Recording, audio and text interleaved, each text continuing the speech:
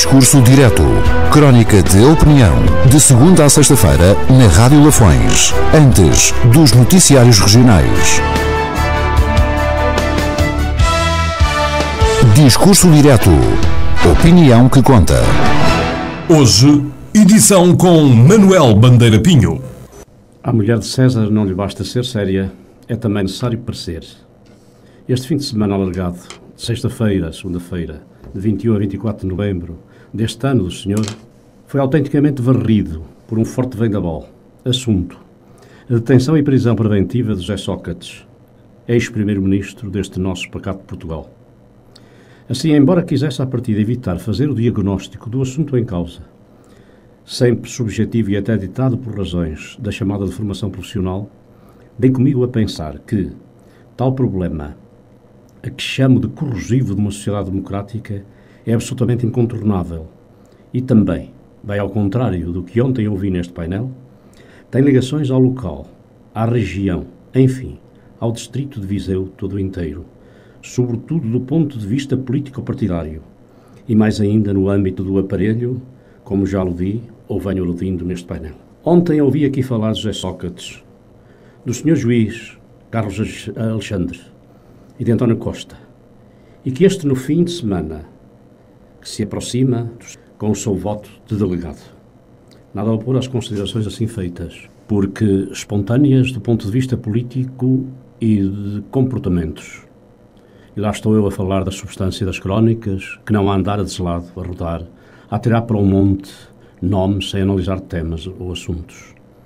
A não ser que as mesmas encerrem em si, como é o caso, uma forte contradição e, afinal, são um tipo de rabo escondido com o gato de fora. Ou seja, em vez de uma condenação frontal da pequena e grande corrupção, mesmo ressalvando que, para já, só vai havendo indícios dela, ainda que bem fortes, lança-se o manto protetor ao indiciado e quase se avança com a tese da cavala, ao deixar-se escapar, o que é grave, porque pode entender-se como infundada suspeição ou motivo de recusa ou de escusa do Sr. Juiz Carlos Alexandre. Que este Sr. Juiz, que até já viu a sua residência assaltada, dizemos nós, e colocada uma pistola em cima das fotografias de seus queridos filhos, e que só então se lhe impôs que circulasse e trabalhasse com a proteção de dois polícias, dizia que este Sr. Juiz é sempre o mesmo, ou é o mesmo dos casos mais mediáticos, acabando por referir a velocidade imprimida ao caso de agora, Operação Marquês, que mais parece a do Marques com dinheiro, porque o Marquês sem dinheiro é que é o Marques. Ao contrário do problema do BPN, que se vem arrastando há anos, no que quis pôr a cargazinha partidária, por envolver mais gente afeta ao PSD, mas que até poderia contrapor, por similitude de velocidade, ao problema dos vistos gold, ou os vistos dourados, que atinge gente mais ligada ao PSD e que levou mesmo ao pedido de demissão do ministro Macedo. E como as comparações mal comparadas não ficaram por aqui, lá veio o nome de Sócrates a retirar os pretextos privilégios das subvenções a cerca de 3 ou 4 centenas de políticos, talvez também do professor Cavaco Silva, a que só correspondeu, em gesto a enaltecer, o militante do PS, Jorge Coelho, que se demitiu do governo, mas logo foi, acrescentamos nós, para a Mota em Gil, consórcio, depois de ter percorrido todas as paragens de Macau e assim dignamente ter renunciado à, por si, mísera subvenção. Mas no fundo ficou a ideia de que Sócrates, afinal, é capaz de retirar os privilégios aos outros, destinando as verbas, de certo, de milhões, assim retiradas, cortadas, ao fim coletivo, ao povo. É um gesto sério e honrado? Lá isso parece. Avancemos, pois, que o nosso tempo já é curto e nós comprovadamente penitenciamos-nos sempre, por não conseguirmos ser mais breves. Os tribunais são órgãos de soberania com competência para administrar a justiça em nome do povo. Artigo 202, número 1 da Constituição da República Portuguesa.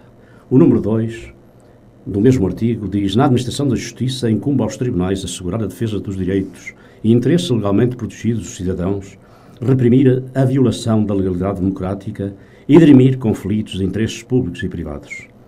Aqui cito colega meu também, do curso jurídico de Coimbra, hoje conselheiro do Supremo Tribunal de Justiça, que começava ou encimava as suas doutas sentenças assim: Foi juiz em Águeda, entre muitas outras comarcas, em nome do povo, fundamentando e decidindo a seguir.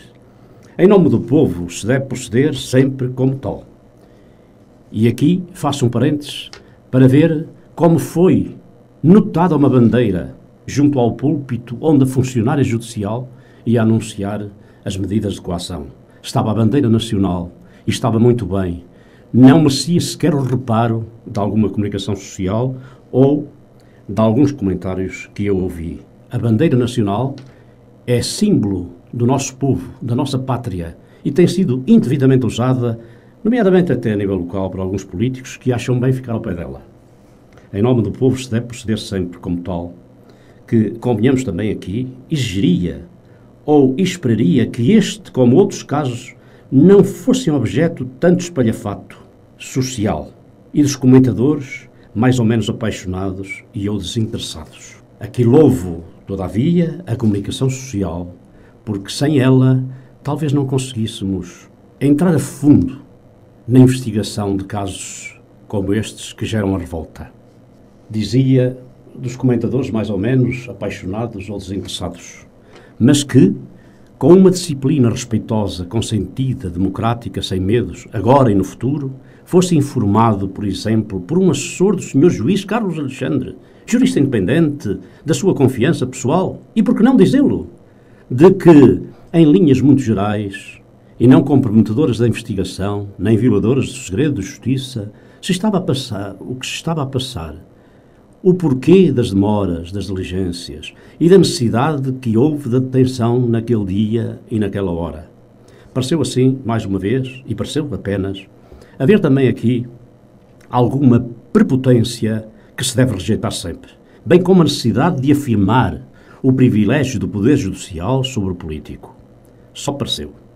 Claro que recusamos acreditar que mesmo à falta de mais transparência, ou melhor transparência, se possam acolher quaisquer palavras ou opiniões sobre cavalas judiciais, como nos foi dado ouvir em canais televisivos.